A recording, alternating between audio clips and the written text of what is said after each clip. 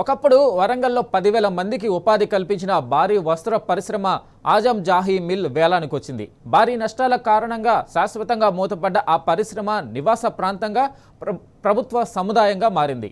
Warangal OCT Kakatiya urban development authority ఆధ్వర్యంలో జరుగుతున్న mill వేలంపాటను నిలిపివేయాలని demand చేస్తూ నిర్వాసిత కార్మికులు పెద్ద ఎత్తున ఆందోళనకు దిగారు.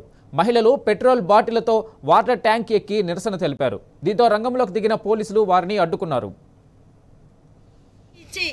వచ్చి దళితులు వీళ్ళు పేదవాళ్ళు వీళ్ళకి ఇవ్వాలని లేదు, అది అమ్ముకొని మేము పెద్దోళ్ళు కావాలనే ఒక్కటే ఉంది. కానీ మమ్మల్ని పట్టించుకునే వాళ్ళు ఎవ్వరు లేరు. 23 సంవత్సరాల నుంచి మేము కొట్లాడుతున్నాం. ఇప్పుడు కనుక ఇవ్వకుంటే మేమైతే సాగుడు ఖాయం. దీనికి ప్రభుత్వమే కారణం.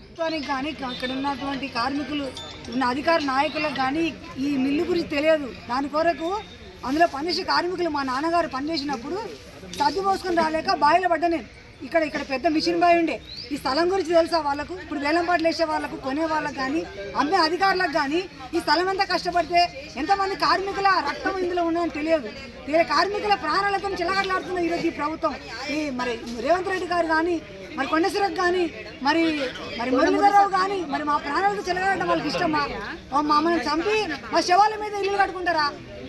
ఇంత దారుణమా? ఇది ఎవరి సొత్తు కాదు, ఎవరి కష్టార్జితం అడగట్లేదు. మా కార్మికుల సొత్తు, మా కార్మికుల భూమి, మా కార్మికుల కష్టార్జితం. ఇది ఎవరి కష్టార్జితం ఎవరి సొమ్ము తీసుకోవట్లేదు.